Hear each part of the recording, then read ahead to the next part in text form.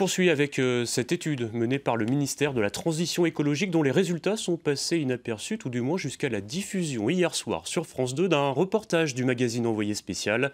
Crèches, écoles maternelles, primaires, collèges ou lycées, en tout 1248 établissements scolaires français sont construits sur des sols pollués.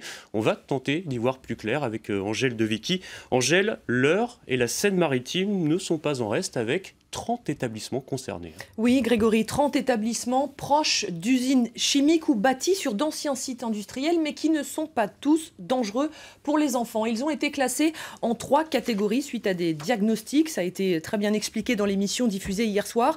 Ceux dont les sols ne présentent pas de danger, ceux dans lesquels les aménagements protègent les enfants, mais qu'il faut tout de même surveiller.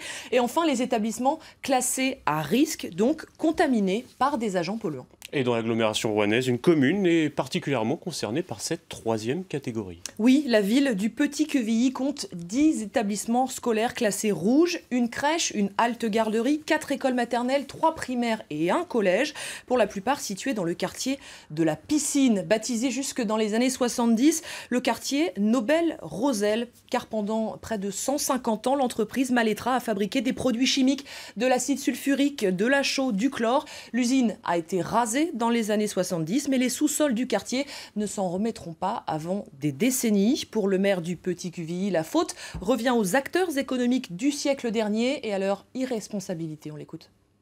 Bien connu, bien identifié, qui donne lieu à une surveillance permanente menée par les services de l'État, en lien bien sûr avec les mairies, à Petit-Quevilly comme ailleurs.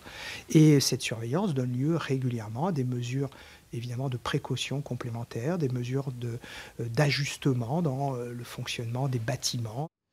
Il y a, Angèle, évidemment des conséquences sanitaires à tout cela. Oui, très grave, Grégory. L'association Robin des Bois, qui défend l'environnement, a analysé les résultats de cette étude nationale et dénonce la dangerosité de certains produits qui sont cancérigènes. On écoute son porte-parole, Jackie Bonnemain.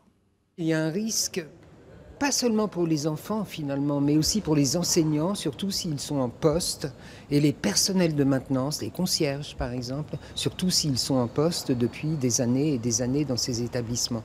Quant aux enfants, ce sont des organismes en pleine croissance et ils sont très très vulnérables aux pollutions, et ça peut avoir des effets différés sur leur système nerveux, sur leur squelette et sur leur fertilité plus tard quand il sera temps de faire des enfants. Alors la solution la plus durable, c'est évidemment la dépollution, mais c'est trop coûteux, les démarches sont trop longues. L'association Robin des Bois demande malgré tout aux collectivités d'extraire rapidement et définitivement les sources polluantes et de fermer les écoles s'il le faut. Merci Angèle pour cet éclairage.